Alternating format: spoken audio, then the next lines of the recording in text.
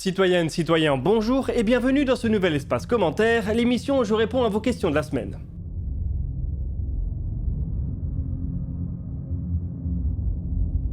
Comme vous l'avez vu au titre, on va commencer cet épisode avec un événement impressionnant.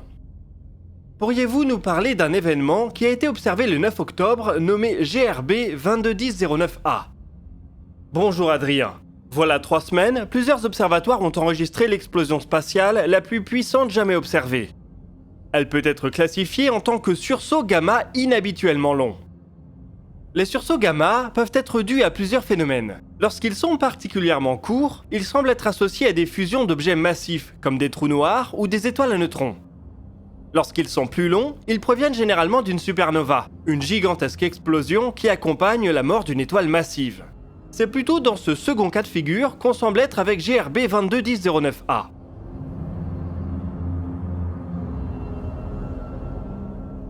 Un flash de rayons gamma et X a d'abord été observé le 9 octobre par des observatoires spatiaux.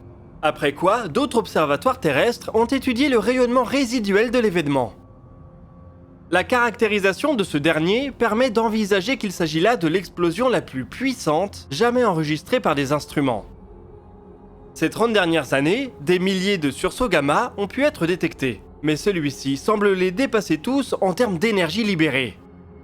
Certains des photons issus de l'explosion ont été mesurés avec une énergie de 18 téraélectronvolts, ce qui dépasse largement ce qu'il est possible d'atteindre avec un accélérateur de particules terrestres.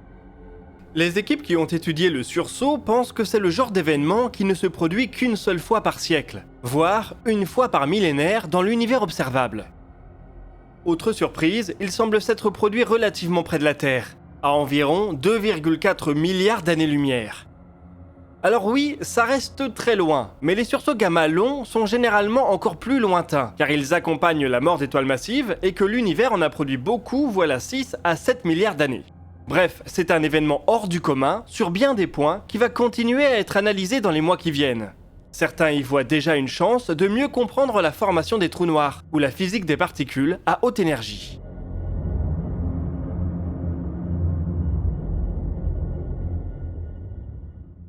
Allez, on garde le thème de l'explosion, mais à plus petite échelle, puisqu'on va parler de DART et de bombes atomiques.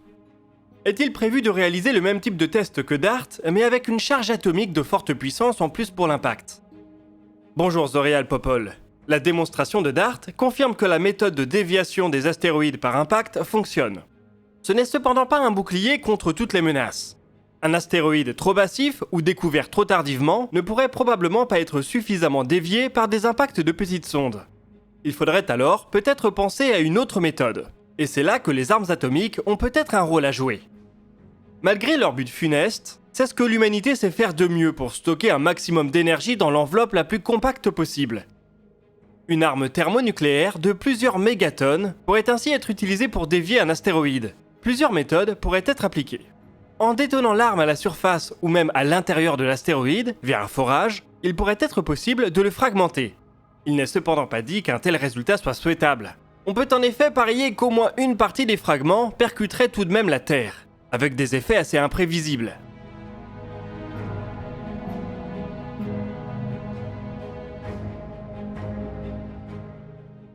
En détonant l'arme à plus grande distance, il devrait être possible d'obtenir un effet de déviation, qui permettrait éventuellement de réagir plus tard qu'avec un impacteur. L'armée américaine dispose déjà des armes et des vecteurs pour espérer pouvoir mettre une telle solution en place rapidement. La Chine et la Russie en sont probablement aussi capables. Il reste cependant que la meilleure option reste de détecter un astéroïde réellement dangereux très longtemps en avance. Si on dispose de plusieurs années ou décennies pour réagir, alors on peut se contenter d'une déviation de trajectoire minime, qui s'amplifiera avec les années. Une multitude d'impacteurs, un laser géant ou même un changement artificiel de l'albédo de l'astéroïde pourrait alors faire le travail sans les risques associés à une arme atomique.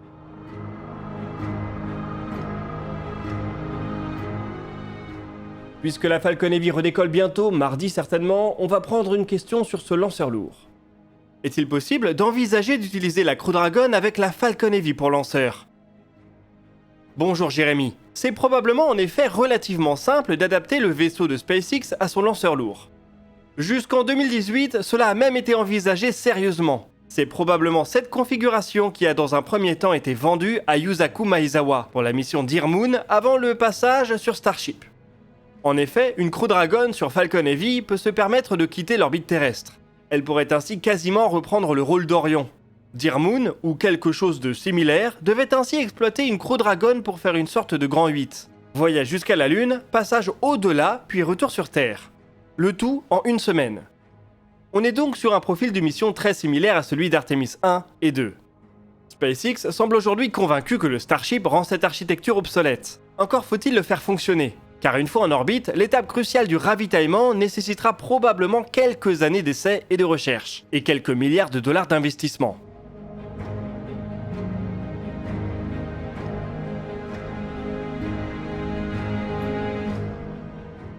Le Starship n'a par ailleurs pas les garanties de sécurité de la Crew Dragon. Il ne peut pas vraiment s'éjecter en cas de pépin avec le premier étage. Pour Artemis, cela ne posera pas de problème puisqu'il décollera à vide et n'accueillera un équipage qu'une fois en orbite autour de la Lune.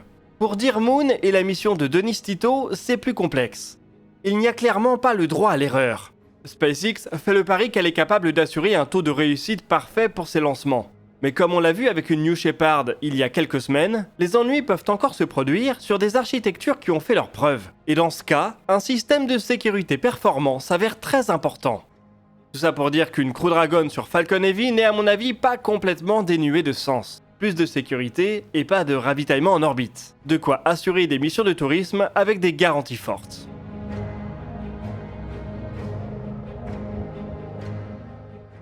Retour en Europe pour parler d'Ariane 6. Pourquoi ne pas garder Ariane 5 si elle marche en attendant Ariane 6 ? Bonjour Poiscaille. En effet, Ariane 5 reste un excellent lanceur, parmi les meilleurs, si ce n'est le meilleur de sa génération. Seulement, au vu des évolutions des concurrents et des demandes des opérateurs de satellites, il commence à montrer certaines limites. Il y a un exercice dans lequel Ariane 5 excelle, c'est celui du lancement double vers l'orbite géostationnaire. Seulement, avec l'arrivée des méga-constellations, cette orbite est de moins en moins prisée pour les télécommunications. L'immense majorité des satellites aujourd'hui le sont en orbite basse, soit via des groupes de constellations, soit lors de missions dites rideshare, où plusieurs dizaines de clients peuvent être réunis sous la même coiffe.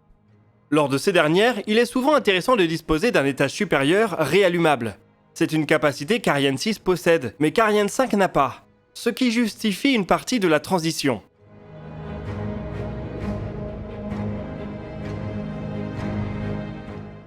Et bien évidemment, il y a aussi une problématique de coût.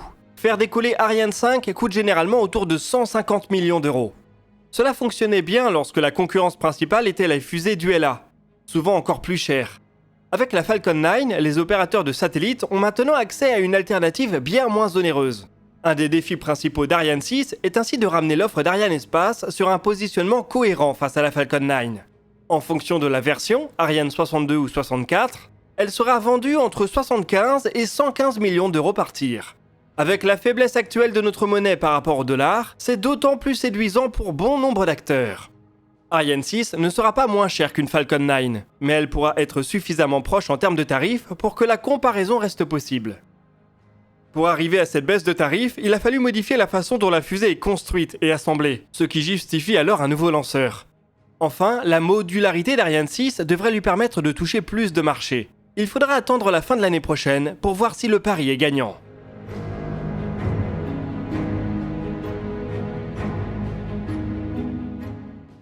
Allez, on va terminer cet épisode avec un peu de science participative avec une application de l'Agence spatiale européenne. As-tu entendu parler du projet Camalio de l'ESA ? Bonjour Camino. Les programmes scientifiques spatiaux, que ce soit des satellites d'observation de la Terre, des télescopes ou des radiotélescopes, produisent une quantité de données faramineuses. Si bien que les agences et les organisations de recherche ont parfois recours à la science citoyenne pour aider à les analyser. On peut cependant faire la démarche inverse et se tourner vers le grand public pour produire encore plus de données. C'est l'idée qu'on trouve derrière le projet Camalio. Ce dernier vous propose d'installer une application qui va s'intéresser au signal GPS de votre téléphone. Elle va mesurer ces petites variations qui peuvent être attribuées à des conditions atmosphériques changeantes. Toutes ces données vont ensuite alimenter des algorithmes de machine learning pour améliorer les modèles météo. Ce système permet d'acquérir un volume de données très important. Avec seulement 12 000 utilisateurs pour le moment, plus de 150 milliards de mesures ont déjà été effectuées. Côté utilisateur, la participation est très simple. Il suffit de télécharger une application et de lui donner accès à votre positionnement par satellite. Camalio n'a pas pour ambition de complètement drainer vos batteries et vous propose de faire fonctionner l'app durant la nuit. Il faut alors positionner votre téléphone près d'une fenêtre pour obtenir de meilleurs résultats. Je pense qu'avec la communauté que constitue notre chaîne, on peut faire une vraie différence. Surtout si, comme Camino le dit, nous sommes encore peu nombreux à participer à cet effort en France. Je vous mets donc le lien vers le site et vers l'application dans Google Play en description. Et peut-être qu'alors la météo de demain sera un peu plus précise que celle d'aujourd'hui.